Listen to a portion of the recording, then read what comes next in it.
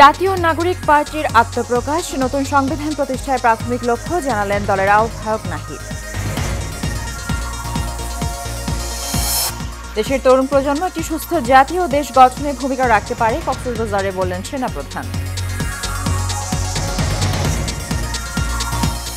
স্থানীয় নির্বাচনের পর সংসদ নির্বাচন চাইলেন গোলাম পরওয়ার। আওয়ামী লীগকে টিকিয়ে রাখতে চায় অনেকে, বললেন নূর।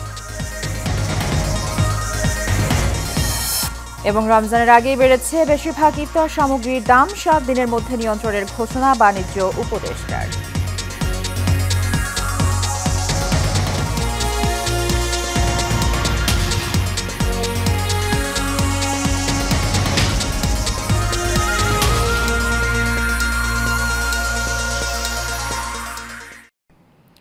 স্বাগত এশিয়ান প্রাইম নিউজে। দর্শক, সংবাদ জুড়ে সাথে আছি সুবর্ণা গোলন্দাজ। শুনছিলেন বিআরবি কেবল ইন্ডাস্ট্রিজ লিমিটেড সংবাদ শিরোনাম। চলে যাচ্ছি বিস্তারিত সংবাদে। কোটা সংস্কার আন্দোলন থেকে সরকার পতন আন্দোলনে জয়ী হয়ে রাজনৈতিক দলের নাম লেখালো তরুণরা। আত্মপ্রকাশ হলো জাতীয় নাগরিক পার্টির। দলের আহ্বায়ক হলেন সাবেক উপদেষ্টা নাহিদ ইসলাম আর সদস্য সচিব সাবেক সমন্বয়ক আক্তার হোসেন। শফিকুল ইসলামের রিপোর্টে দেখুন বিস্তারিত। নতুন রাজনৈতিক দলটি বাংলাদেশে আত্মপ্রকাশ করতে যাচ্ছে, তার নাম জাতীয় নাগরিক পার্টি। জুলাই আগস্ট আন্দোলনে নেতৃত্ব দেওয়া তরুণদের নতুন রাজনৈতিক দলের আত্মপ্রকাশ হয় সংসদ ভবনের সামনে মানিক মিয়া এভিনিউয়ে। আত্মপ্রকাশ অনুষ্ঠানে দলের প্রধান দুইজনের নাম ঘোষণা করেন জুলাই গণঅভ্যুত্থানে শহীদ ইসমাইল হোসেন রাব্বির বোন মিম আক্তার। আহ্বায়কের নাম হচ্ছে নাহিদ ইসলাম এবং সদস্য সচিব আক্তার হোসেন। এ সময় জাতীয় নাগরিক পার্টির আহ্বায়ক নাহিদ ইসলাম বলেন, বাংলাদেশে আর ভারত ও পাকিস্তানপন্থী রাজনীতির ঠাঁই হবে না। একটি গণতান্ত্রিক নতুন সংবিধান প্রণয়নের মাধ্যমে আমাদেরকে সাংবিধানিক স্বৈরতন্ত্র পুনঃপ্রতিষ্ঠার সকল সম্ভাবনার অবসান ঘটাতে হবে। আমাদের সেকেন্ড রিপাবলিক প্রতিষ্ঠার জন্য গণপরিষদ নির্বাচনের মাধ্যমে একটি নতুন সংবিধান প্রণয়ন আমাদের অন্যতম প্রাথমিক লক্ষ্য। আত্মপ্রকাশের পরপরই সংবিধান সংস্কারের জন্য গণপরিষদ নির্বাচনের দাবি জানান সদস্য সচিব আক্তার হোসেন। 54 বছর পরে আমরা যে সুযোগ পেয়েছি, একটি নতুন সংবিধানের বাস্তবতা তৈরি হয়েছে। এই তরুণরা স্বপ্ন দেখে আগামীর বাংলাদেশ এক নতুন সংবিধানের মাধ্যমে পরিচালিত হবে। এদিকে দলের নেতৃবৃন্দ নতুন বাংলাদেশ গড়ার প্রত্যয় ব্যক্ত করেন। আমাদের রাজনৈতিক পরমত সহিষ্ণুতা থাকবে, মত প্রকাশের স্বাধীনতা থাকবে, আমাদের দ্বিমত প্রকাশের স্বাধীনতা থাকবে। আমরা একটা সমৃদ্ধ বাংলাদেশ গঠন করার জন্য আমরা আপনাদের কাছে কমিটমেন্ট দিচ্ছি। আগামীর বাংলাদেশকে আমরা ঐক্যবদ্ধভাবে গড়ব এবং একটা জিনিস শুধু মনে রাখবেন, দিন শেষে দেশ এবং মানুষের স্বার্থকে সবার আগে রেখে যদি আমরা এগিয়ে যেতে পারি, তাহলে আমাদের কাঙ্ক্ষিত বাংলাদেশ সম্ভব। আত্মপ্রকাশের দিনেই 151 সদস্যের কমিটির ঘোষণা করে জাতীয় নাগরিক পার্টি। আর এই অনুষ্ঠানে বিএনপি, জামাত সহ বেশ কিছু রাজনৈতিক দলের প্রতিনিধি অংশ নেন। নানান জল্পনা কল্পনা শেষে অবশেষে আত্মপ্রকাশ হলো ছাত্রদের নতুন রাজনৈতিক দল জাতীয় নাগরিক পার্টি। গণঅভ্যুত্থান পরবর্তী বাংলাদেশে রাজনৈতিক প্রেক্ষাপট পরিবর্তনে এই দল কতটা ভূমিকা রাখতে পারবে তা ভবিষ্যতই বলে দিবে। Mohammad Shafiqul Islam, Asian television, Dhaka. সেনাবাহিনী প্রধান জেনারেল ওয়াকারুজ্জামান বলেছেন, দেশের তরুণ প্রজন্ম একটি সুস্থ জাতীয় দেশ গঠনে ভূমিকা রাখতে পারে। তাই কক্সবাজারে নৈসর্গিক সৌন্দর্য বিশ্বব্যাপী উপস্থাপন এবং সর্বস্তরের সুস্থতার চেতনা জাগ্রত করার লক্ষ্যে রাইড ফর গ্লোরি বার্তাকে ধারণ করতে হবে। সকাল 9:30টার দিকে কক্সবাজারের ইনানীতে বাংলাদেশ সেনাবাহিনীর 10 পদাতিক ডিভিশন এবং কক্সবাজার জেলা প্রশাসনের উদ্যোগে আয়োজিত মেরিন ড্রাইভ রেস প্রতিযোগিতায় সমাপনী অনুষ্ঠানে তিনি এসব কথা বলেন। এ সময় সেনাপ্রধান বলেন, তরুণ প্রজন্ম এ ধরনের প্রতিযোগিতার অংশগ্রহণের মধ্য দিয়ে নিজেদের বিকাশ করতে পারেন। দেশব্যাপী এই ধরনের প্রতিযোগিতার আয়োজন অব্যাহত থাকবে বলেও জানান সেনাপ্রধান। জাতীয় নির্বাচনের আগে শেখ হাসিনা সহ গণহত্যায় অভিযুক্তদের বিচার সংস্কার, স্থানীয় ভোট আয়োজনের দাবি জানিয়েছেন জামাত ইসলামের সেক্রেটারি জেনারেল অধ্যাপক মিয়া গোলাম পরওয়ার। সকালে রাজবাড়ী শহরের বীর মুক্তিযোদ্ধা শহীদ খুশি রেলওয়ে মাঠে কর্মী সমাবেশে এ দাবি করেন তিনি। যাদের ভোট কেটে বিজয়ী হওয়ার আকাঙ্ক্ষা রয়েছে তারা জাতীয় নির্বাচনের আগে স্থানীয় নির্বাচন চায় না বলে দাবি করেন অধ্যাপক মিয়া গোলাম পরওয়ার। ফ্যাসিবাদ বিরোধী আন্দোলন করেছে এমন বেশ কিছু রাজনৈতিক দলের মধ্যেও ফ্যাসিবাদের প্রেতাত্মারা বাসা বেঁধেছে বলেও সমালোচনা করেন গোলাম পরওয়ার।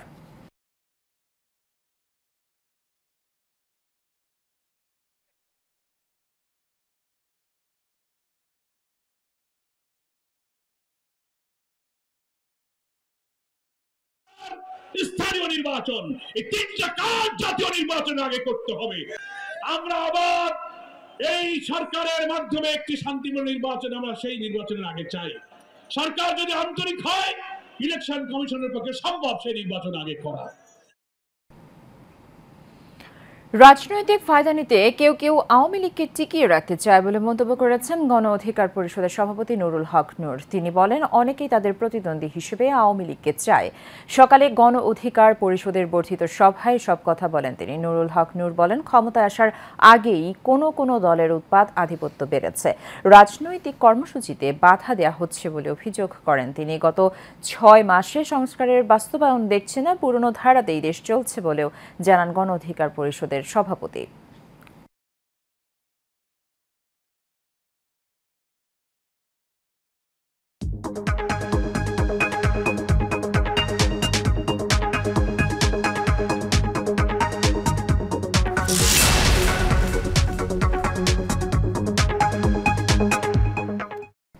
এক্সিম ব্যাংক বাণিজ্য সংবাদ।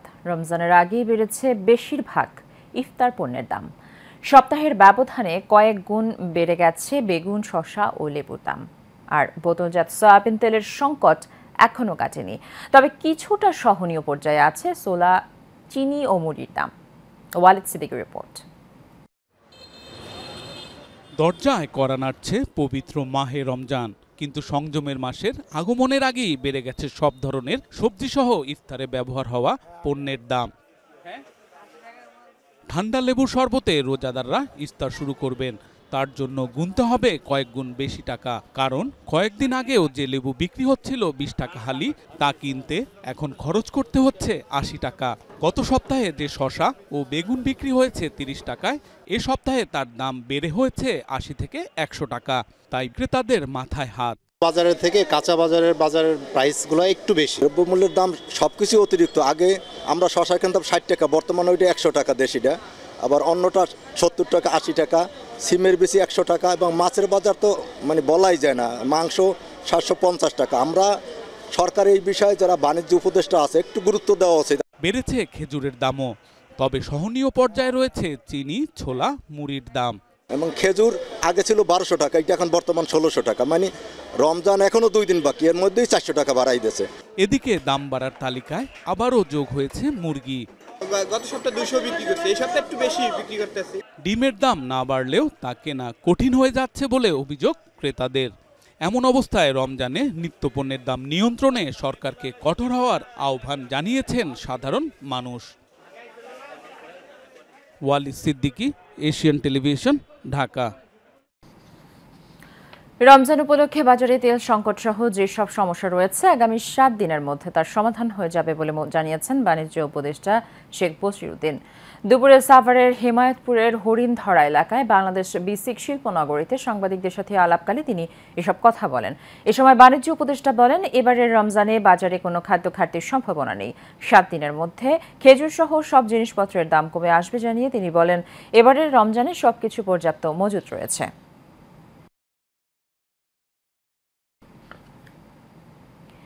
বৈষয়িক চাহিদা অনুযায়ী আধুনিক সব অনুষঙ্গ নিয়ে দেশের প্রথম মেগা গেটেড কমিউনিটি রূপায়ণ সিটির অনুষ্ঠিত হলো বাণিজ্যিক এলাকা মতিঝিলের নবনির্মিত রেড ক্রিসেন্ট টাওয়ারের হস্তান্তর অনুষ্ঠান।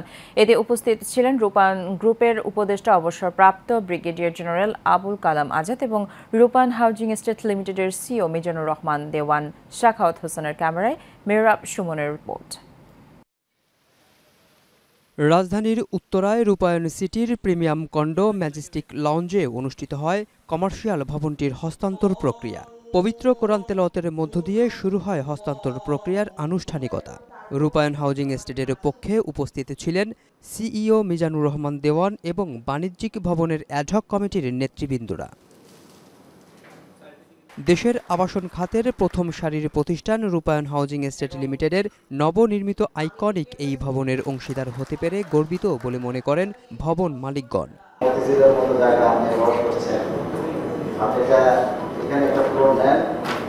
আসলে আপনি এক সময় আমাকে বলবেন, আসলে সেটার স্বাদ আমরা এখন দেখছি।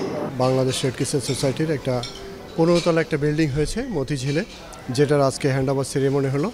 এটা আমরা খুবই আন্তরিকভাবে ধন্যবাদ জানাই রূপায়ণকে, যে এত জাঁকজমক একটা অনুষ্ঠান করেছে।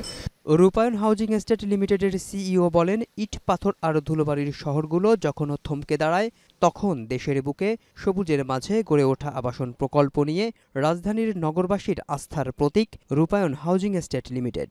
মতিঝিলের মতো জায়গায়, বাণিজ্যিক এলাকায় আজকে আমরা যে প্রকল্পের উদ্বোধন করলাম, এটা আসলে সত্যিই আল্লাহর কাছে লাখ শুকরিয়া যে এরকম একটা ল্যান্ডমার্ক প্রজেক্ট আমরা সেখানে করলাম। আসলে যেটা হচ্ছে যে আমরা রূপায়ণ হাউজিং এস্টেট লিমিটেড এবং অ্যাজ এ রূপায়ণ গ্রুপ আমরা সবসময় কিন্তু চিন্তা করি যে আমরা নতুন কিছু মানুষের জন্য কি উপহার দিতে পারি। আমাদের যত চেষ্টা থাকে সব কিছু আসলে মানুষকে কেন্দ্র করে, নগর জীবনকে কেন্দ্র করে এবং পরিবেশকে কেন্দ্র করে। আমরা সবসময় চিন্তা করি ইট পাথরের এই নগরীকে আমরা কিভাবে আরও সুন্দর এবং নান্দনিকভাবে উপস্থাপন করব এবং মানুষের একটা বাসযোগ্য নগরীতে পরিণত করব। তারই চেষ্টা আমাদের ধারাবাহিকভাবে আজকের এই প্রকল্প।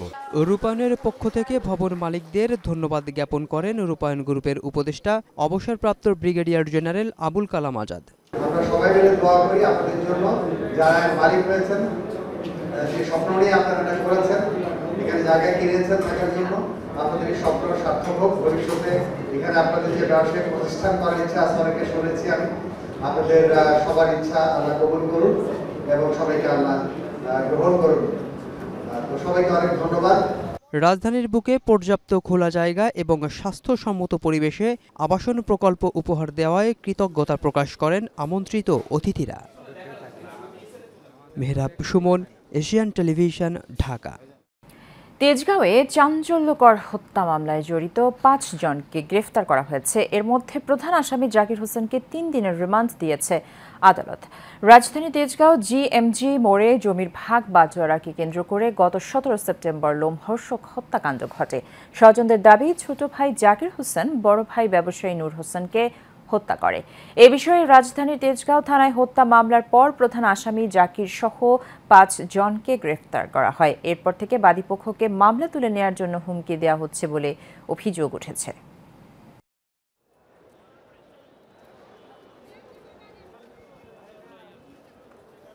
ভিকটিম হচ্ছে নূর হোসেন জুয়েলকে তার ভাই, আপন ভাই সম্পত্তি সংক্রান্ত জটিলতার কারণে তাকে নিজে খুন করে পরিকল্পিতভাবে। এইখানে এই সংক্রান্তে জড়িত ছিল প্রায় 10 থেকে 12 জন। তারা প্রত্যেকে ভিডিও ফুটেজ আছে, সিসিটিভি ফুটেজ। বিজ্ঞ আদালতে আজকে আমরা রিমান্ডের শুনানি করেছি, 7 দিন রিমান্ড চেয়েছি। যেহেতু ও আমার হাজব্যান্ডকে মারছে, যাতে ওর ফাঁসি দাবি করি এই জজদের কাছে বা এই সরকারের কাছে আমি আবেদন করতেছি যে আমার স্বামীর সুষ্ঠু বিচার হোক। ফ্যাসিস্ট খুনি হাসিনার গণহত্যার বিচারের দাবিতে গণমিছিল করেছে ঢাকা 2 আসনের বিএনপির নেতা ব্যারিস্টার ইরফান ইবনে আমান ওমি। রাজধানীর বসিলা ব্রিজ থেকে শুরু হওয়া এই মিছিলে হাজারো নেতাকর্মী অংশগ্রহণ করেন। এতে তেঁতুলঝোড়া ইউনিয়নের 7 নং ওয়ার্ড বিএনপির সভাপতি এবং বাংলাদেশ আন্তঃজেলা ট্রাক চালক সমিতির সাধারণ সম্পাদক মোহাম্মদ মোশাররফ হোসেনের নেতৃত্বে 10,000-এরও বেশি নেতাকর্মী যোগ দেন। মিছিলে বিএনপির নেতা ও সাংবাদিক শরীফুল ইসলাম এবং তেঁতুলঝোড়া ইউনিয়ন বিএনপির সহ সভাপতি অ্যাডভোকেট মেহেদী হাসান সহ নেতাকর্মীরা উপস্থিত ছিলেন।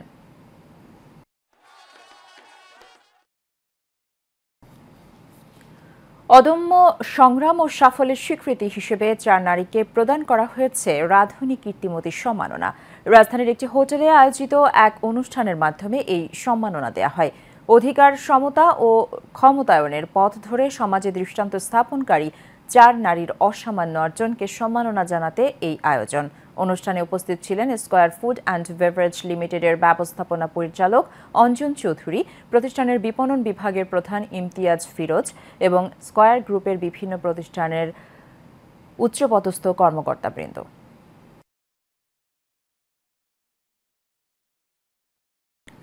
শেষ করব এশিয়ান প্রাইম নিউজ। তার আগে বিআরবি কেবল ইন্ডাস্ট্রিজ লিমিটেড সংবাদ শিরোনামগুলো জানিয়ে দেব আরও একবার।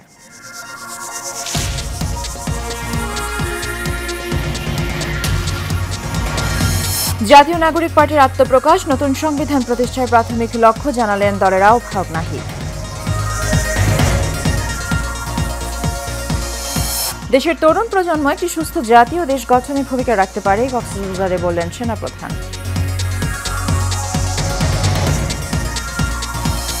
স্থানীয় নির্বাচনের পর সংসদ নির্বাচন চাইলেন গোলাম পরওয়ার, আওয়ামী লীগকে টিকিয়ে রাখতে চায় অনেকে, বললেন নূর।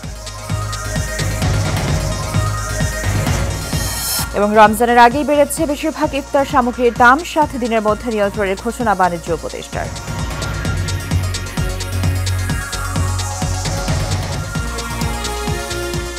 এশিয়ান প্রাইম নিউজ এ পর্যন্তই। আমাদের পরবর্তী সংবাদ দেখার আমন্ত্রণ রইল। ধন্যবাদ সাথে থাকার জন্য। আল্লাহ হাফেজ।